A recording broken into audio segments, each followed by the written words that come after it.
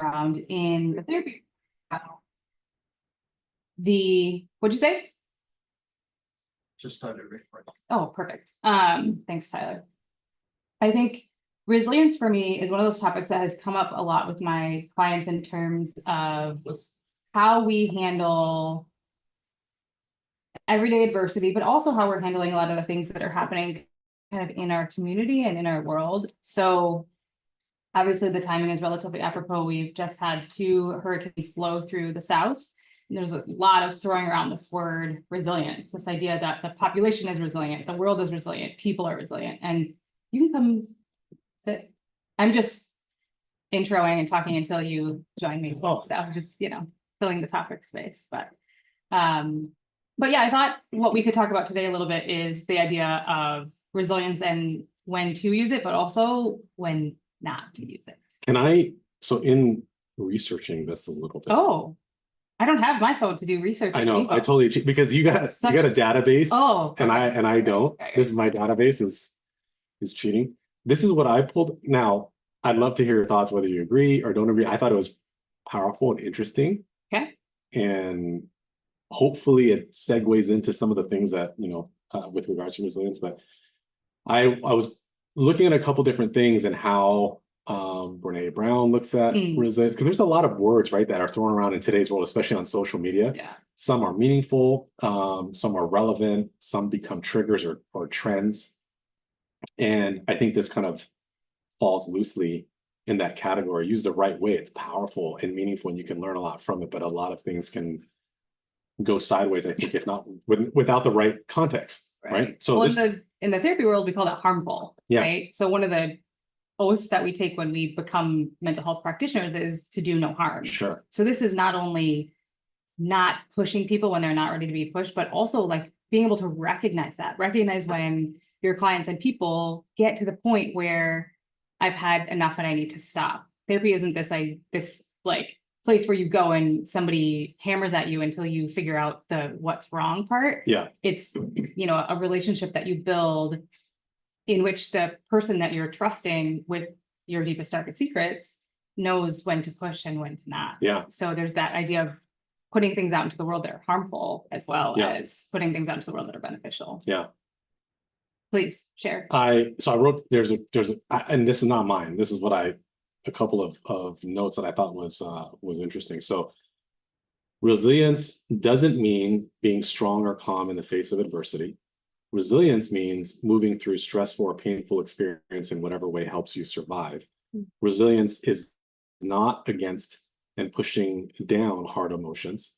Resilience is safely welcoming and moving through hard emotions. Resilience does not mean independence. Resilience means interdependence, meaning you can depend on yourself. I counted like 10 layers in there, right? So I don't know how much time you got. Let's get the onion. But yeah, like maybe we should actually bring an onion next time. Like we'll peel each layer and then we'll kind of toss it to whoever's here in person. But tell me the thing that struck out, or like why that struck out to you. Well, first of all, I love things that make you think. So it wasn't saying, because sometimes there's one thing that I find fascinating and I get caught up into it too because it's fun, but sometimes social media will give you a bumper sticker and then you kind of repeat the bumper sticker it's great, but sometimes you got to unpack it a little for like, what does it mean? And then you get stuck, right? So what I liked about the whole thing was it's not a bumper sticker, right? At the same time, it's telling you, at least in the author's opinion, what it is and what it isn't, it's kind of like clearing a path to get to this point of at least some level of self-discovery, which in my opinion, especially in the framework of like therapy, that self-discovery is this like idea of getting through this mess and clearing a path to a mirror. Right. And that's your bumper sticker. Yeah.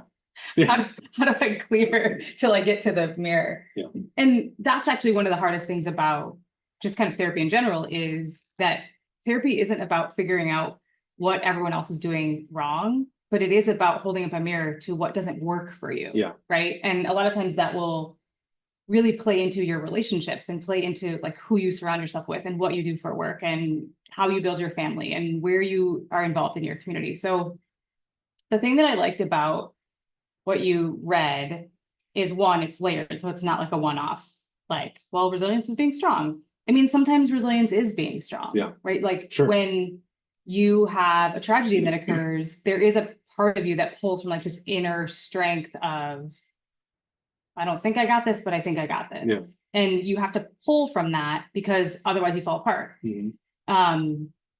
Every action hero movie has some moment where somebody decides to like pull from that inner strength. And Yeah. so I don't know that I love the wording of like, it's not an inner strength, because I do think that there is a piece of resilience that you build inside of you as this extra, I don't know, for those of you that are 70s and 80s children, like the one up in Mario, right? When you get to be the bigger Yeah. guy and you can take a little bit more. But the other thing that kind of struck me about it is I like that they called attention to the fact that resilience is something that you build, Yeah. something that you learn, something that you start to understand, and that it's unique to each human being that exists. The thing about these kind of things too, you can tell it was some of it is based upon the author's interpretation of what they're, so what you pointed out, like, well, I don't know about this because it might not resonate, but Right. it certainly was something for them. Yeah. For me personally, something and it might not resonate with others as well, but something that I think is to me a little synonymous with resilience is grit, but not Mhm. exclusive. Sure. Like, because I think that you have to have that grit there in order to be resilient, but it's not exclusive to that. It's a little bit, there's more layers to each of them, but there's a couple of shared components. Yeah. And grit is one of those things that I talk about with my clients in all capacities. So One of my favorite words. in one-on-one therapy, but also in things like I do a lot of group consultation and group supervision for therapists who are learning the trade. And, I, as a person, so as a human, clinician aside, don't believe that we have to overcome everything. I think sometimes stuff just really kind of stinks and we just have to sort of bite that off and let that be what it is. But I do think that grit comes from how you learn as a kid. So did you have the type of parent that let you take a tumble on the playground and sort of figure it out? Or did you have a parent that immediately ran to you and, covered you and first aided you and, helped you start to develop this belief system that the world was always going to shoulder some of your burdens? Because then what that turns into as we grow up is, do I know that sometimes I have to like pick myself up and dust myself off? Sure. Or am I depending on something else to come in to rescue me? That's a really interesting point. Would some of that coincide too with generations? You know what I mean? Like some generations each generation kind of plants a flag as the Like their home team. thing. Yeah, as the home team, my Right. generation, whatever the case might be. Certainly mine, just speaking from my own personal experiences, it was like just come back when the sun comes down and kind of Like when you were a kid. yeah, when I was a kid, Yeah. and I would get in all kinds of trouble, and I would, do all kinds of crazy things, and as a result, I'm fine. But thinking about it as a parent myself, oh my God, my kid walks 20 feet away from me, and I'm like darting back and forth, like what, I'm looking for the creep that's staring in their direction, or whatever the thing is, right? So it's funny because although I came from that, and I'm thankful that I did, because I have, I think, a built-in resilience and grit and Sure. whatever it is. I tend to be a little bit of what I think you were describing as being like the helicopter parent that puts a little bit of bubble wrap Right. and doesn't want them to experience, the downside of that level of independence. There's upside certainly, but that downside to it. Yeah. And you really are talking about like the foundation and the growth of resilience in your kids. Like you're trying to figure out like, when do I let them fall and when do I sort of scoop them up, right? Yeah. And of course we could take this in like 10 different directions. I think one thing, I love to talk about generations because it helps people put things that are confusing into context. My parents are boomers. I'm a Zennial, so I'm this like interesting little pocket between Gen X and Millennial. I think there's like a 5 or 6 year, depending on the research, gap from like 77 to like 83-ish. Yeah. The generation that didn't have the internet, but then did have the internet and now depends on the internet. Yeah. As opposed to millennial, which always had the internet and social media and all those other sorts of things. And X, who their biggest claim to fame is we're older than Google. We ran around till the streetlights. But you have boomers who are like, I worked at the same place for 50 years, regardless of how my boss treated Right. me, and I am fine. Right. And then you have Gen X who's like, I kind of want to forge my own path. I got hurt all day long. I had all kinds of freedom. I stole stuff from the candy store and never got caught because this was before cameras.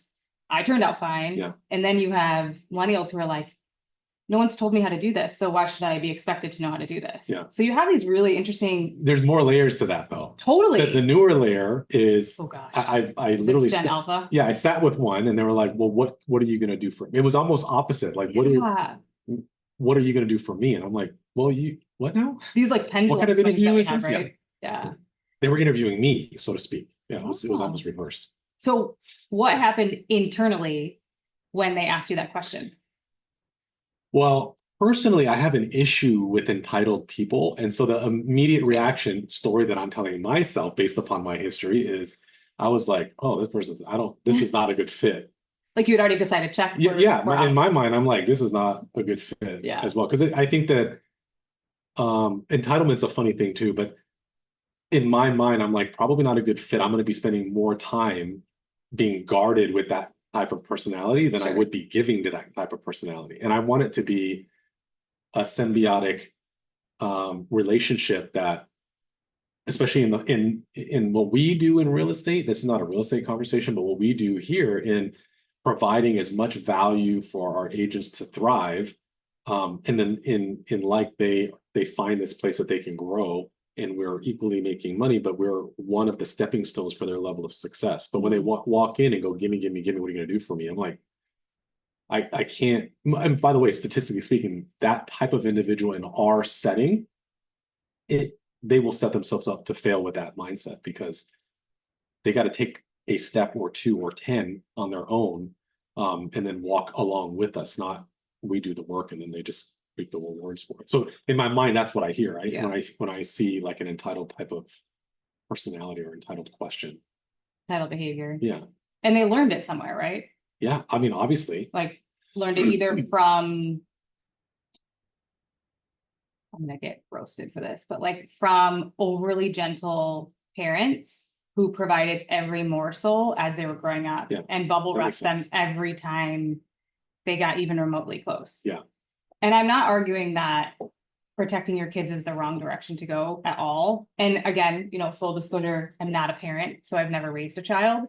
But I will say that what research is showing now is that those children who are overly bubble wrapped and overly helicoptered and overly protected really tend to come into situations where they expect that things are going to be provided that they don't know how to work for. And so when you run into we're roughly the same age. So when you run into our generation, we're like, wait a second. You're 23. It's amazing. So fun, right? Like we have a whole just decades of excitement ahead of us. Disclosure, my 40s have been my favorite so far. Not mine, but that's good. Really? My bad knee, shoulder, back would say otherwise. Aside from the fact that I get injured every time I try to lift something heavy, like my 40s have been fun because I've come to a place where I really give a lot less crap what other people think of me. So that has come with, aging, but. Is your buckets of F's are empty? You've given them, I'm maybe not empty, but I was going to tell a funny story, but I'm not going to. I'm going to refrain. I'm already going to get roasted for the tips. No, that's not. Well, I mean, wouldn't that go kind of alongside with participation trophies? Yeah, and here I'll give you the parallel, right? So the problem with non-gentle parenting, so how I was raised, I got spanked. I at one point got told to stand in the corner of a room and my family talked about me while I stared at the wall. Lots of stuff that we would never do now. But I also turned out unable to ask other people for help and unable to let other people help me. So the parallel is I have just as much stuff to work on. It's just of a different flavor. Right. Like now I have to work on allowing people to step in for me, or allowing people to support me, or allowing people to encourage me. I've had to learn how to ask for, I messed up, you know, can we work this out? Whereas now the generation that has primarily been raised on the gentler parenting is having to learn how other people force them to do things on their own. Yeah. Like, I'm good at that. That's my thing. You know, I could hang out alone for the rest of my life and probably be mostly okay. But that's just as traumatic as gimme. Yeah. Just in a different flavor. It's interesting because like when you go through life, it's like, especially when you are in a parenting role or a leadership role or any kind of interaction where you can impact someone, like there's a consequence to everything, good or bad. So when you go like the less supervision, this could be the possible outcome. Not always, because, you know, but generally speaking, this could be the outcome. Too much the helicopter parent, the bubble wrap parent. Yeah. This will be the outcome, right? Yeah. But I do find it funny though how in my own personal life there are individuals that have. I was just talking about it with her just the other day. Is there are individuals that we have almost identical upbringings up until a certain kind of point, and you have to choose. Like you're gonna, based on that upbringing, you kind of maybe lean like this is probably the outcome, or you can kind of push beyond that and then this is the outcome, right? And even though you have that same or similar background, you turn out entirely different, which I find to me it's fascinating. Yeah. From like a psychology and sociology and social experiment perspective. It's like amazing to see. I mean, social psychology, sociology, even pop psychology to some extent, like super fascinating. The layers of things that you can quote unquote psychoanalyze and like really get into the depths of. We could be here for a week talking about all the things that are fascinating. But if we bring it back to this idea of resilience, right? This idea of grit. I grew up hyper independent. So my resilience is likely by default higher. But is that a good thing? Right. When you know that when you don't want to be resilient is when your goal is too big. Yeah. Or when your goal is unattainable. Like I'm never going to be, I was a gymnast growing up. I'm never going to be an Olympic gymnast. But resilience through hyper independence could teach me that I just have to work harder. I just have to do harder. I have to do more. I have to do more, try harder, better coach, more money, different equipment. Sure.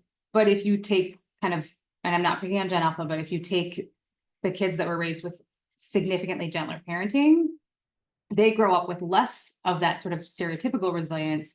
And their learning is much more in developing, understanding how to see other people's boundaries and understanding how they have to dig in a little bit deeper, how they have to dig in their heels and how everything isn't going to be handed to them. Yeah. And so the resilience practice is different because we were taught and we stockpiled this information in our brain to either do or not do. Yeah. So what I fear now for the kids that are coming up in, you know, kind of college age, like my nieces are in college, one's a senior and one's a sophomore. And I worry that things have been made automatic for them. So they have a tougher time doing the figuring out on the back end where like, how do I apply for a job? What do I do in an interview? What questions are they going to ask me? What do I wear? How do I park? Where do I park when I go to the place? And do I just go through the front door? And they don't have as much of that. What's the word I'm looking for?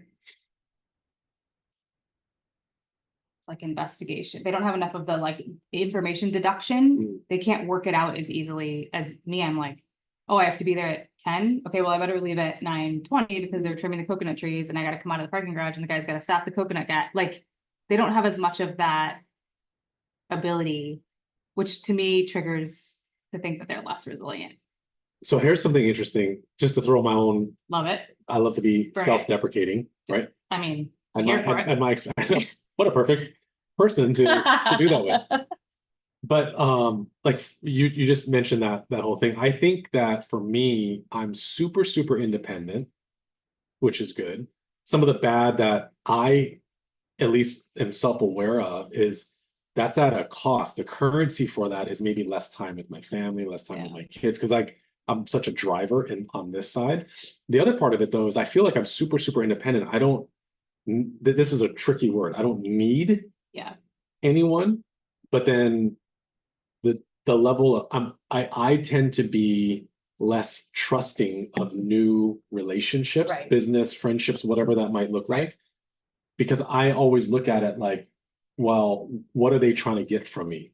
Like, what do they need me for? Like, what do you hear? Right. And then the other layer too is you mentioned your ability to plan and deduce all the potential things along the way so that you can get. I'm very independent, but also the other layer to for me though is I am I have like an unbelievable layer of anxiety that I have to like filter through. Not the kind that send me sideways or I'm breathing in and out of a paper bag. That's not me making fun of anyone if anyone has to do that. That fortunately that's not me, but I am the guy that's like, I think I sent you a funny video that she sent to me, right? Which is like the guy on the plane, and I'm Yeah. like, okay, wait, hold on. I'm on the 22nd seat. This is like how many steps to the exit? I can't be on this side of the plane because the exit's on this side of the Right. plane, which means that, oh, this guy stood up first. I gotta get up, I gotta get up first. Am I like there's a whole situation. And then when are we taking off? Do I have to pee? I don't think I have to pee. Do I have to pee? I don't think I have to pee. Gosh, I said pee 4 times. Now I gotta pee. Like there's this thing that goes on. So like Right. where does I mean, as independent as I am, I'm like in a constant state of battle with myself Yeah. and my own neurotic, behavior. Well, I want you to know that you're like in really good company, right? Like that anxiety is so common to our generation. Yeah. People. Is it? It is. And research is showing that part of it is because we grew up so independent, because our parents were like, figure it out. And so we're constantly trying to put information what in ifs. its place, right? All the what ifs, because nobody really prepared us for that. Sure. Right? Like I think about my parents sending me off to college. Literally, we like packed up my car, they helped me move into my room, and then they're like, okay, good luck. Like, I mean, I'm a relatively smart human, so I figured it out before the internet, by the way. We still had to call and register Yeah. for our classes when I was in undergrad. But I think what's interesting to me about what you say is that there's so much familiarity in your experience in life, right? Like, same. I never want to sit towards the back of the plane because I don't want to have to count the amount of people that are going to have to exit before I do. There's nothing. This goes through your mind? Oh yeah. Oh my Anxiety is God. such I'm so happy to know that. Anxiety is such a common human experience. And I think some of us have normalized it, right? Like we just think everybody thinks this way, or we think, oh my God, I'm the only person that thinks this way. Obviously need medication to manage this. And I will tell you, there's a lot of room between anxiety disorders and panic. Yeah. Panic disorders are the ones that really require that like immediate attention of re-regulating your nervous system, often breathing into a paper bag, things like that. But anxiety informs us of what we're fearful of, right? Because you've heard that depression is focusing on the past, tends to be focusing on worrying about the future, right? Gosh, why do I gotta have both at the same time? Yeah. I mean, can we pick one or the other? Does it have to be? Yeah. No. And then the problem is, for me, as I'm so focused on the future, it's hard to be present. Right. Because I can't like So then what's your homework from your therapist every time? To work on being present, right? Any therapist will tell you if you experience anxiety, regulating your nervous system is about being focused on the present. Here, can I say something interesting? Not to make this by any stretch about me, but let's just go ahead and do a therapy session. Sure. No, I have a question is, so this is interesting. I was talking the other day with her actually, and we were talking about like my childhood and what have you. And for me personally, I had such an extreme, my parents were divorced when I was like a few months old. So I don't know what it's like having that kind of, and that's fine. I don't know what that's like. So I don't know what I'm missing. Right. But oddly enough, and this is where it's a little bit confusing, is on one side, being my dad's side, was very family oriented, very together, very stable. In fact, the home that I grew up in, my dad still lives in that home. Like I don't know any other home. Yeah. Like that's our family's house kind of thing. Whereas with my mom, if you gave me $1 million to name how many homes that we've lived in, I couldn't tell you because I lost count somewhere at like 30 something. Yeah. Like I don't know. And so what's interesting is I think some of the reason I have a hard time being present about things is I was mentioning to her, like, if I'm in a situation that I like, that I'm happy in, I start to I can almost build a weird relationship with the objects in it, because I know it's a matter of time. It's not gonna be there anymore. Like I'll go, gosh, this space is really comfortable, and I'm looking at it in a different. So now I'm present, but I'm present with the wrong thing. I'm not present with my kids or whatever. I'm present about this. I'm not going to see this window or this desk here anymore. This Yeah. because the move was so frequent. Yeah. That it was jarring, that I had to like constantly pack up and then go and pack up and go and pack up and go and do this Yeah. whole thing. And it was to me it caused even more anxiety. So I find, I don't know if that's related, but I find, fast forward today, is I have a hard time being present. I have to like tell myself, there's an inner conversation with myself going, hey, pay attention. Your kids are right in front of you. They're calling your name. They want to play. And I'm like, okay. Then I'm like, I'm in it. And then I start to like drift off. I'm like, okay, I'm just kidding. I'm back in it. Yeah. I have to do this thing to remind myself. If the conversation that you're having in your head is constantly about when things are going to change, anxiety is going to be your biggest barrier ongoing. And as I've encouraged, I hope everyone that has come into my path through, whether working together or friends or community or whatever, is that the goal of understanding your own predicaments, things like anxiety, depression, trauma, all of that, isn't about solving them. It's not about finding an end, but it is about weaving it into your day-to-day and coming up with ways to manage it that feel safe and comfortable to you. So the goal isn't to eradicate depression. The goal isn't to eradicate anxiety. The goal is to understand and accept that it's a part of you, so that you can do something, take some sort of action, whether that's physical action or inaction, right? Because sometimes the solution to anxiety is actually slowing down and doing less. That's the answer. And that's usually the first myth that I debunk with folks is, well, I'm anxious and I need to get rid of it. It's like, okay, can I educate you? Yeah, sure, you can educate me. Here's what anxiety looks like. It's a function of our nervous system that in the past has protected us, right? Like your anxiety about non-constancy has protected you from the feelings around non-constancy, right? Like it's protected you from feeling unsafe or chaotic, things like that. And what that has done is built this incredible amount of resilience to any sort of change. I imagine that you don't react to things unless they're very big.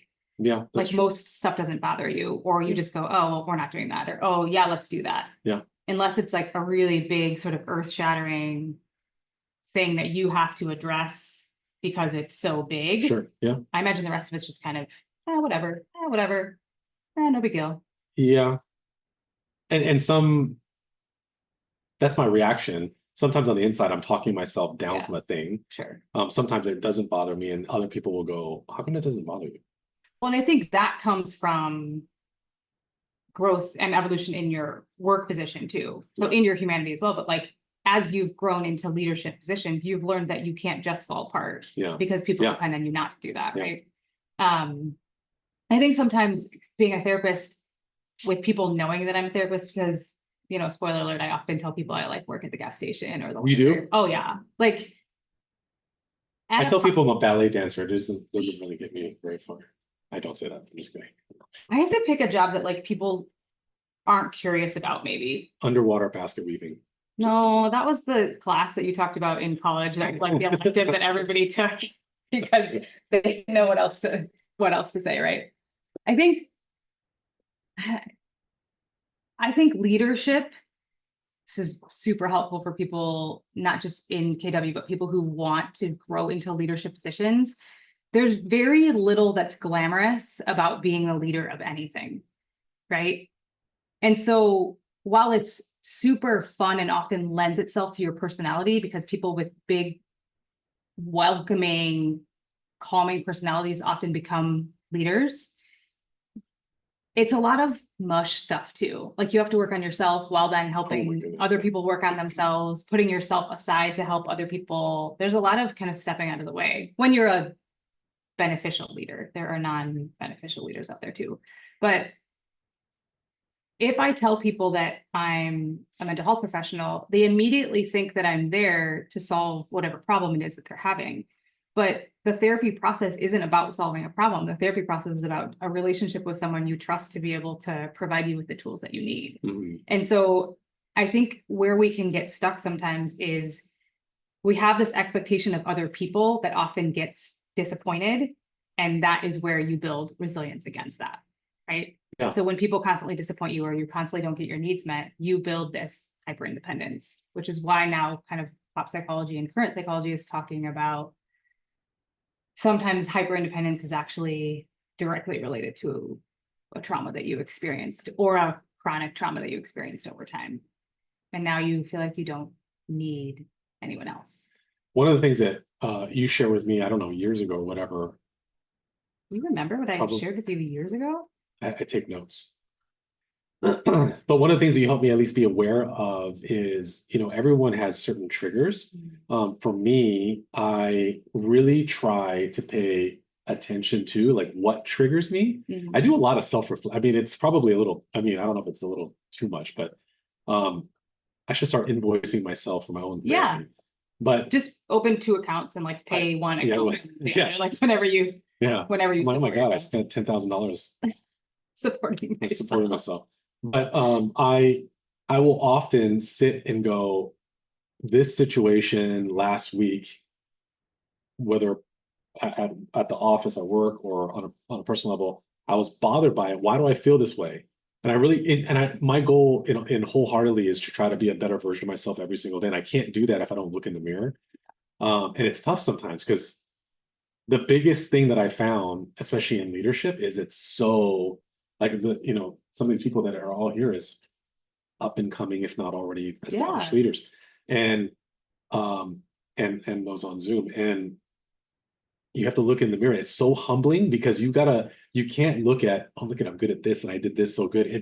I think a servient leader, a beneficial leader, as you mentioned, is one that can put your ego aside and go, well, yeah, but what are my faults and what can I do better at? And how can I show up? Because it's not just you, it's like, how can I show up better for the people that I lead? And it's not God, it is. If you ask me as a kid, I don't think I ever wanted to be in a leadership position as a kid, but when I did, when I was younger in my 20s, it sounds sexy, right? It's like, Oh, yeah. oh, you're gonna run this and own this and you'll whatever the thing is. It sounds like the title alone will get me in the door for opportunities or Right. whatever the thing is. That you don't even want. Most of the Yeah, time. yeah, 100%. And what it really is again, good ones versus bad ones, certainly, but it's how can you walk into a space, look at yourself in the mirror, understand what your faults are, try to improve upon them every day. And you're held to a complete, I mean, I swear to God, and some of you guys know this personally, I'm tested on a regular basis, and you have to hold yourself to an entirely different standard than what your body, mind, and your experience would how you would Yeah. want to react to a thing. You can't react to a thing like that because you're held to a different standard. Some of that to me also is like the resilience and grit and Yeah. and all those kind of things. I don't think that if resilience is any indication of wisdom and experience, I think that I've gotten more resilient in my old age Yeah. Right. than in Older my age. 20s. I don't, although at the Yeah. time, if you ask me, like, I got oodles of it. How much do you need? Do you want me to share some Yeah, right. resilience with you? Like, let me get my bag. Yeah. And in hindsight, I'm like, I had none. But I think that the older I get, it's like I think it also, I don't know, for me anyways, it also comes a little bit with some humility and some ability to reflect and those kind of things too. Yeah. I have to think about that now because I feel like my resilience has intentionally lowered over time as Oh, opposed to grown over time. Because I've grown into allowing other people to be safe spaces for me, okay. as opposed to the opposite, which is feeling like everyone's safe and then having to sort of deduce who is and isn't over time. Oh, interesting. So like, I'm actually like, this is, you like planted a really big seed. And so now I feel like maybe I need to think about it before I speak about it publicly, but there's something to be said about how vulnerability works into not just leadership, but your ability to share pieces of yourself that are meaningful to other people that will then help them grow into themselves. So in a way, you're sharing things that you're vulnerable about in your own humanity, but you're doing it in a way that's meaningful to the person that you're depositing it with. Sure. Yeah. So that's the difference between self-serving and non-self-serving, right? When you use vulnerability as a tool to get what you want, that's manipulation. Sure. When you use vulnerability to help teach someone something about themselves, you are very artfully and carefully using your own experiences so other people can say, huh, I got to think about that. Mhm. We talk about this, the therapy world talks about this a lot, about self-disclosure in the therapeutic relationship. Like, when do I share my experiences with my clients in only the most meaningful ways and only in ways to help them relate so Sure. that they can learn something that maybe they're missing or have they blocked or they can't quite see in whatever it is that they're struggling with. Yeah. I mean, I guess that's kind of akin to, and I shared this with you too, is I'm a huge proponent of mental health, Mhm. especially here. I don't think that people talk about it, and I want to say, gosh, I don't know, 8 years ago, I remember 7, 8 years ago, something like that. I was teaching a class, and it wasn't planned. It wasn't a thing that I had walked in there intentionally with, but I was teaching a class, and there's a few people that were in attendance. I want to say it's maybe 40, 50 people. A few people were in attendance in the front, and they made a comment like something like, "Oh, you have it easy," Oh, or something like that. But not, it wasn't in a mean way, sure. but they made a comment about that, and I'm like, "Well, tell me more." And they kind of were going on about stuff within like that was happening in their own lives, which everyone goes through. For whatever reason, something took over, and I admitted for the first time ever in a public space, I said, I suffer from depression. And it was weird, is like there's two things that happened. One, it took the air out of the room for a second. Sure. And then there's like a good handful of people started tearing up. And then the entire shift of the conversation went from a real estate class to, thank you for being vulnerable. I'm dealing with this. It almost made it okay. Mm. And it almost, and for some, it became more relatable. Like, oh, you can be in Yeah. in positions that they're aiming to be at. And because I think that sometimes people go, well, I'm aiming to be at this stage or this level or whatever the thing is, that person has it easy, or they're not dealing with the same thing I'm dealing with, whatever the case is. Um and I just remember saying that, and I thought, okay, well, super embarrassing. I can't, no, for myself, hearing myself say that for the Well, very especially first if it was time. the first one. Yeah.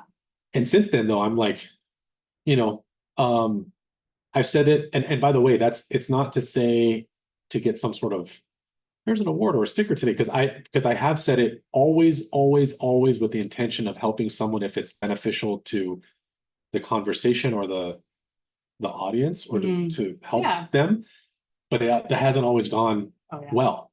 I've seen a lot of situations where people have rolled their eyes, like, This guy.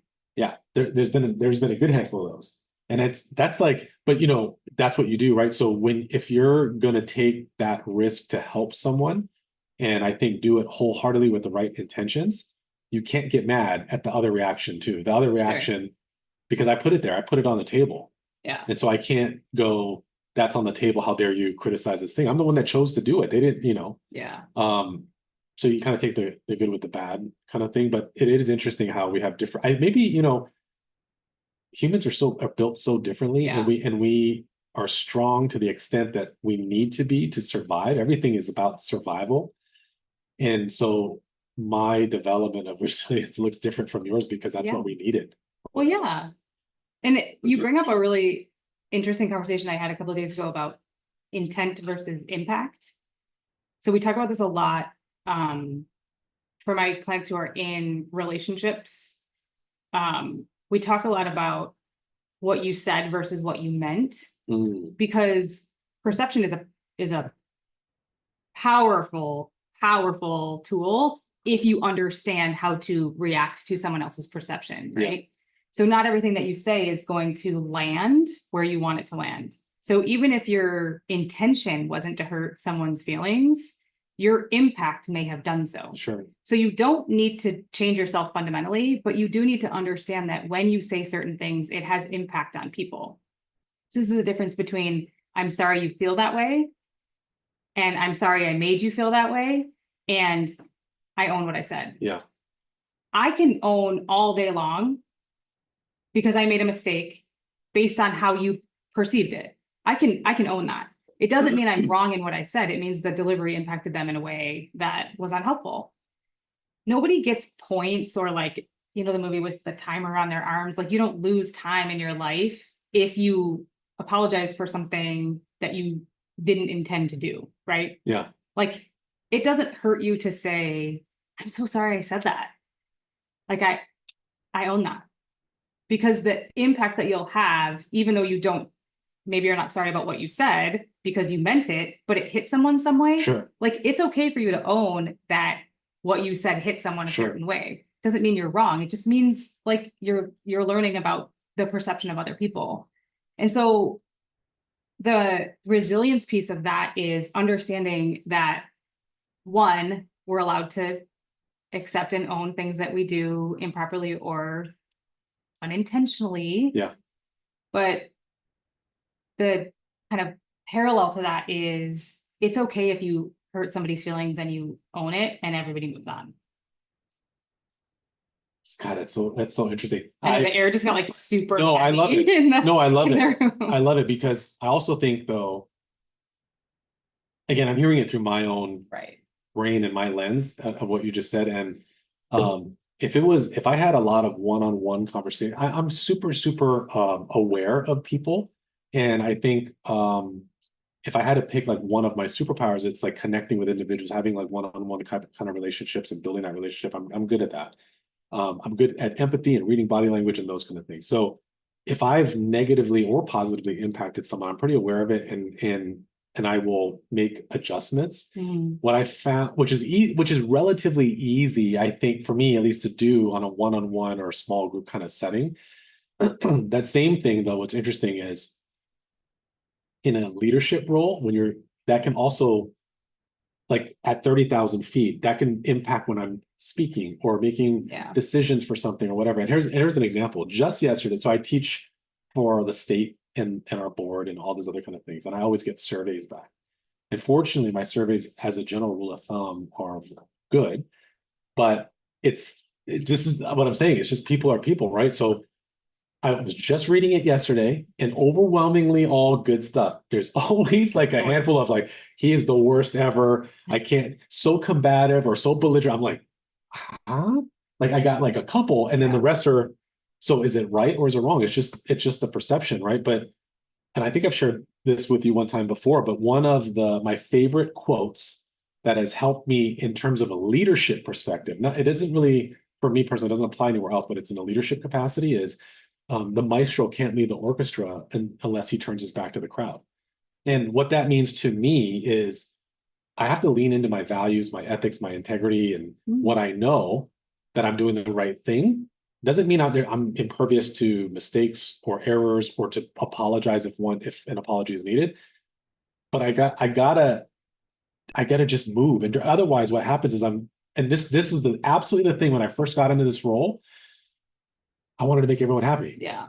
So I'm like, okay, guys, this is the policy. And half the room was like, yay. Half the room was like, I hate you. I'm like, I'm just kidding. We're going to change it back. And then they flip flop. And I'm like, I'm like now upsetting everybody. And I look like a weak leader because I can't figure out what we're doing. Yeah. So you just got to like lean into the thing and stand by but also like take a step back and go, well, I shouldn't have said that thing. And then, make an adjustment for that or make an appropriate apology if that was what's needed or whatever. But the class situation is an example of it where how can I get 70 amazings and like 3 he's awful kind of thing. It's just people, right?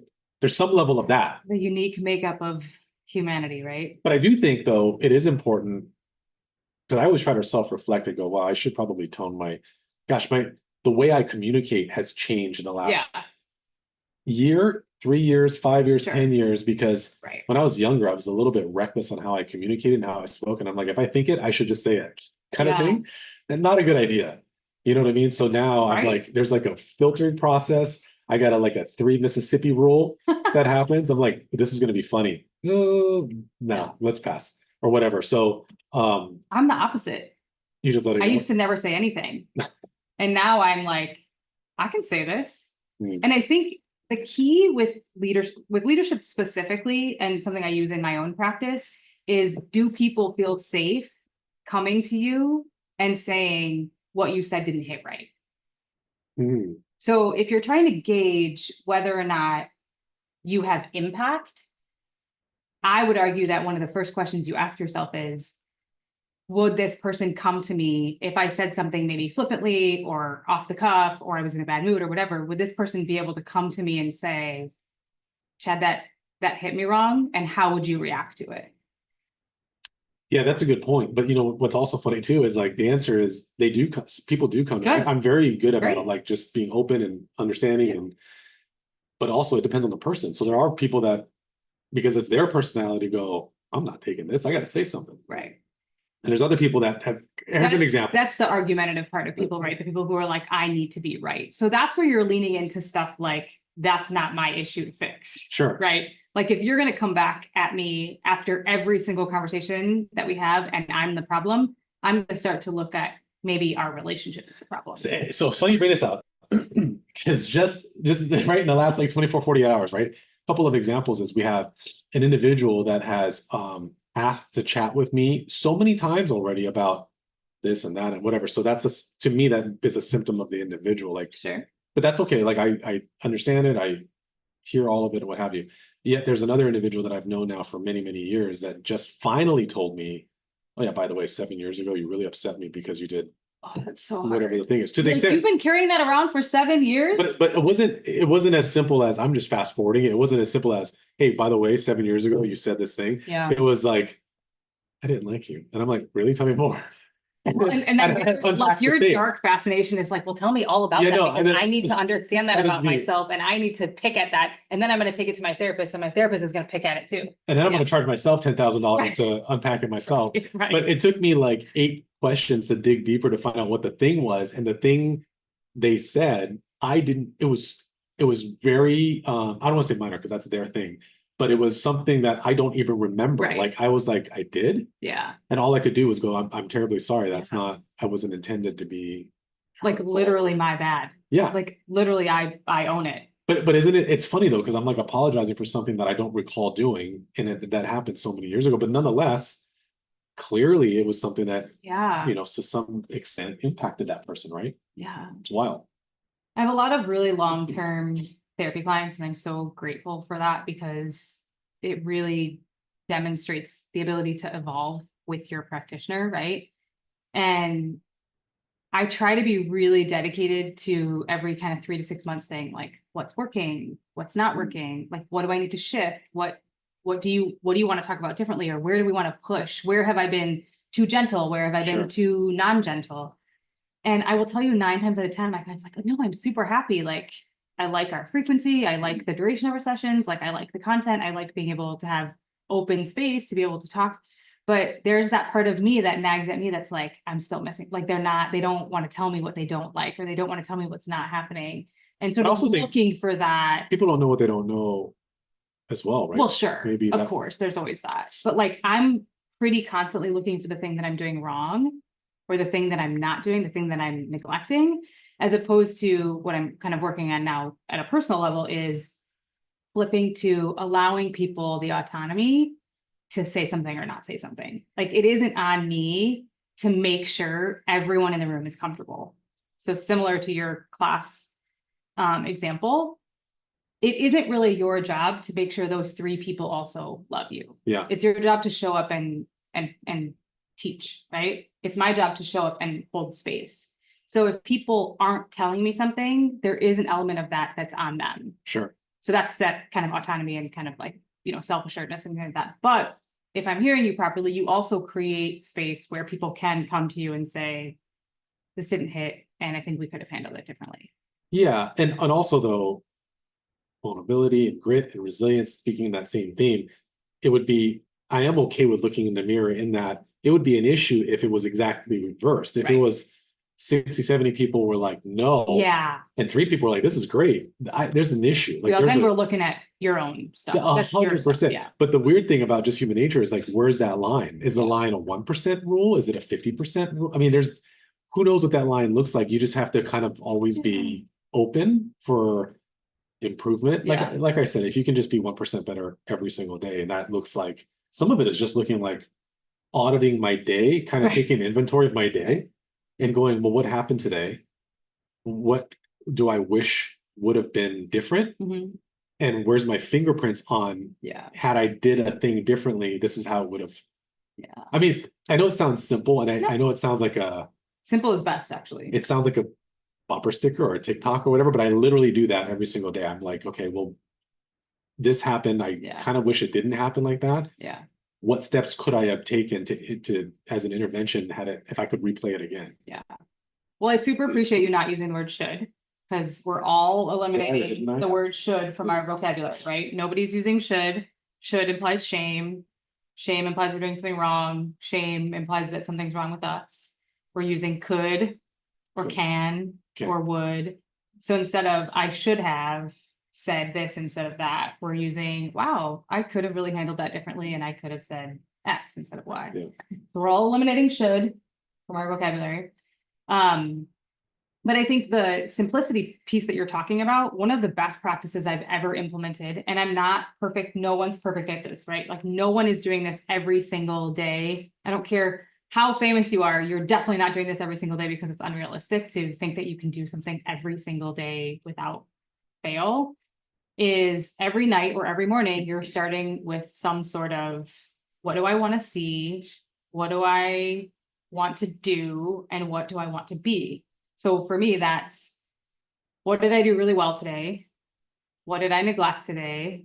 And how am I gonna love my spouse better than I did today? Because you should really never, there's should, right? We don't ever need to be better than anyone else. We just need to be a better version of ourselves. Sure, yeah. And some days that might be stagnant, right? Like we might stay plateau for a while, but then we'll experience a bump. So like, do a little check-in with yourself every night or every morning. I like night because it's like a download, and Yeah. then my brain feels like it can fall asleep. But do a little down with yourself. Like, what went really well? What could I maybe have done better or differently? And then like, what do I want to see? Yeah. So don't get complicated. The one problem that I have with that though, because I do that, is the things that didn't go well, You perseverate on them. it becomes a 30-minute like sitcom that is constantly on replay Yeah. on a loop, and I'm like, oh my god, here we go again. We're watching it again from the beginning. Okay, then Watching take it from those the out. beginning. Yeah.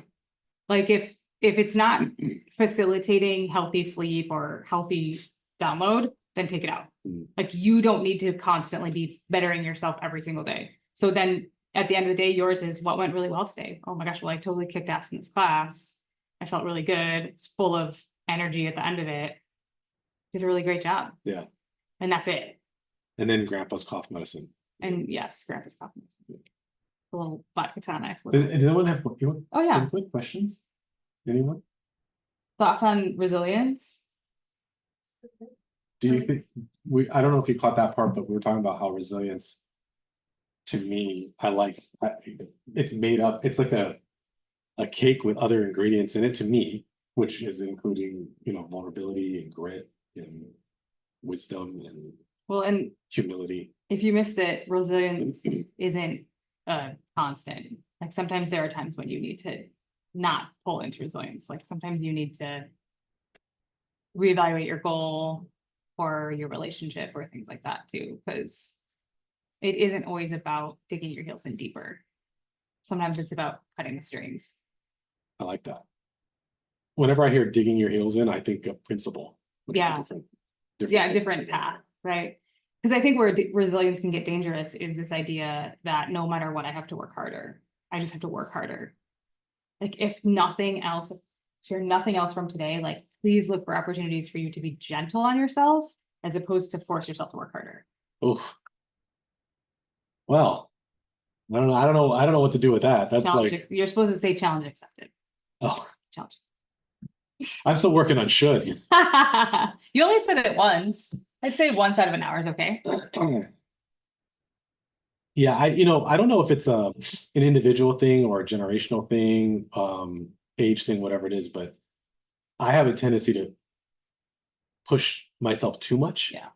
Because I don't know where the edge is. You know what I mean? In Right. anything, whether that's a physical activity Sure. or a work-related activity or mental, it's like, I become a good phrase is we talked about Kobe Bryant a few Mhm. times, who's one of my favorite, basketball players.